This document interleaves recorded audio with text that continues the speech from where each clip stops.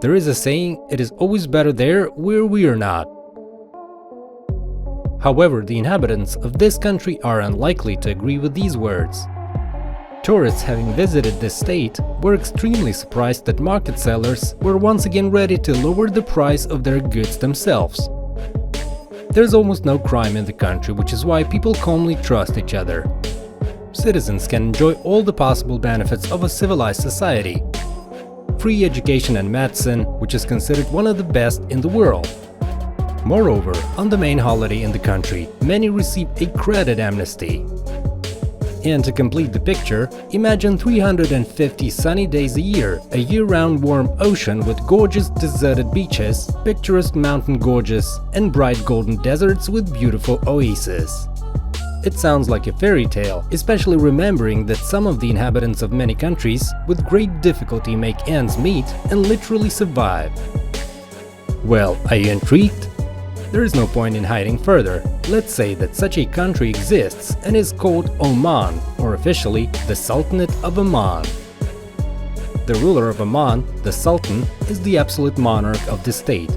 All power is in his hands.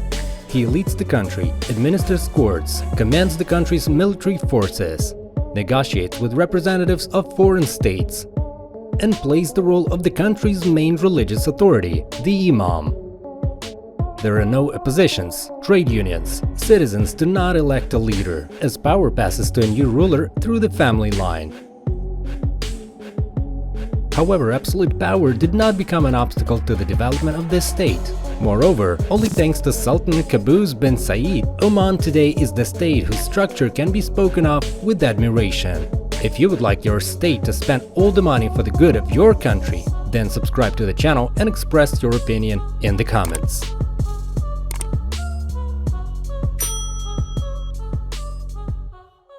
You can hear the call to prayer from the local mosque, signaling the final prayer of the day. It's very atmospheric and you feel like you're truly in the heart of Arabia.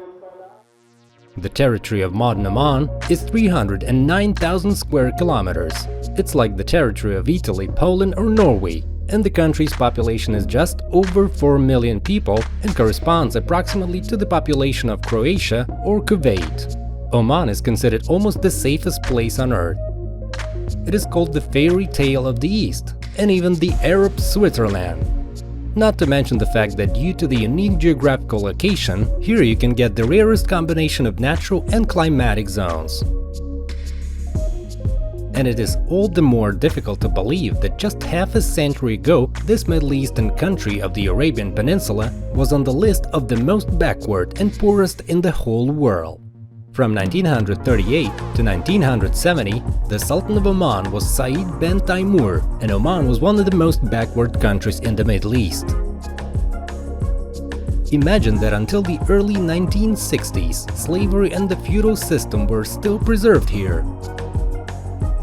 The citizens of Oman in those days were more like the inhabitants of African countries than the population of an Arab country. At the time of the rule of Said bin Taimur, there were practically no schools in the country. In the 70s, there were only 3 of them. There were no hospitals because there was only one hospital with 12 beds, and there was no transport infrastructure. The total length of roads was about 10 kilometers. There was also no international airport and seaport. Sultan Said bin Taimur was a clear opponent of state development and reforms, and his conservatism led to the fact that the country's economy was stuck at the level of the 19th century. Everything changed in 1970 when Qaboos bin Said, the only son of the Sultan, with the help of British bayonets during a palace coup, deposed his father and came to power. Qaboos bin Said ruled Oman for a long half-century, from 1970 to 2020, until his death. It is worth noting that Qaboos received an excellent education in Britain, graduating from the Royal Military Academy in 1962, and then serving for several years in the British Ground Forces. Almost immediately, Qaboos took up the most difficult and painful reforms. Slavery was abolished, the media appeared, and the construction of paved roads and freeways began. In 1964, oil was discovered in the country. And after Qaboos came to power, the Sultan directed all income from oil production and export not to his personal treasury, but to the social security of the population. In 1973, an international airport and seaport were built. Qaboos had many British advisors during the reforms, and at the same time, for half a century of rule, the Sultan gained fame as a sage recluse. It is difficult to overestimate the achievements of Sultan Qaboos, which some researchers and economists compare with the Singaporean Prime Minister Lee Kuan Yew, and not without reason. So from what I read, this took about 6 years to build, and it's named after the ruler at the time, Sultan Qaboos. He was the ruler of Oman for 50 years. Crazy amount of time. Under Qaboos, hundreds of new schools, more than 500, and several hundred medical institutions were built. All education was made free, including higher education, as well as medicine. Housing for citizens is practically free. All citizens are provided with an interest-free loan for the purchase of their own homes. The interest to banks is paid by the state.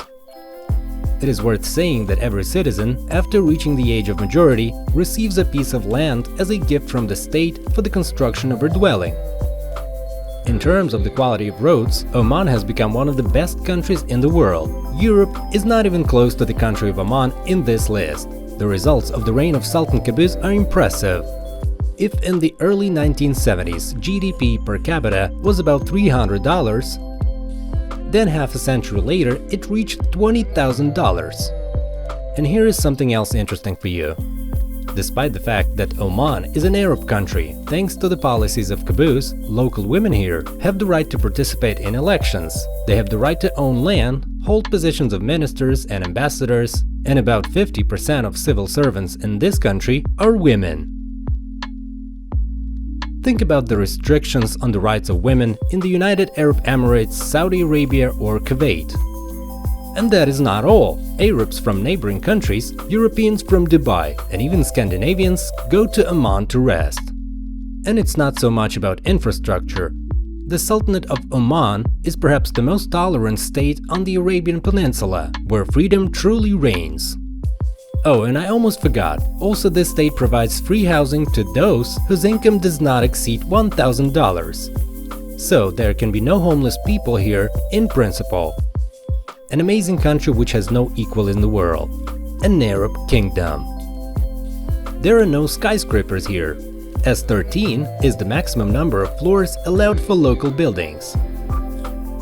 And the landscape of this area is so beautiful that tourists call the country a fairy tale of the East. What else is needed for a prosperous life?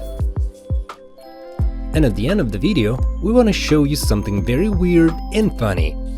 What most politicians would look like if they followed fashion. That's right. Yeah, had a different job. Different hat. Yes, a different hat. Yes, exactly. British artist and designer Freddie Smithson maintains an Instagram account dedicated to fashion fans. In his profile, you can find a whole collection of photos of people in ultra-stylish and modern clothes. But only the faces of all the main characters Freddie replaces with the faces of influential political figures, which makes it even more interesting to watch what is happening in the pictures. See for yourself. Freddie Smithson uses Photoshop and photos of famous politicians to make his pictures even cooler.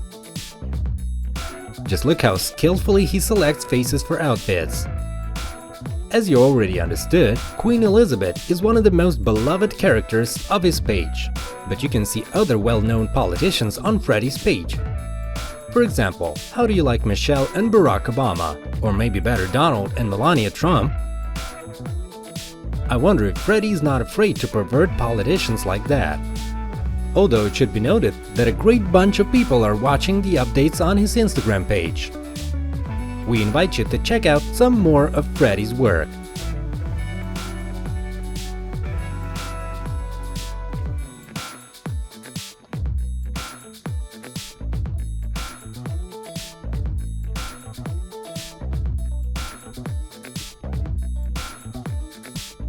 And these are world leaders with fashionable hairstyles. The bobtail hairstyle has become popular among hipsters not so long ago. and some photographers tried to imagine what world leaders would look like with a similar hairstyle. And here's what they got. Vladimir Putin, Russia. George Bush, USA. Barack Obama, USA. Kim Jong-un, North Korea. Malcolm Turnbull, Australia. David Cameron, UK. Narendra Modi, India, and Xi Jinping, China. Are you familiar with all of these individuals? Whose look did you like the most? Answer in the comments and see you in the next video.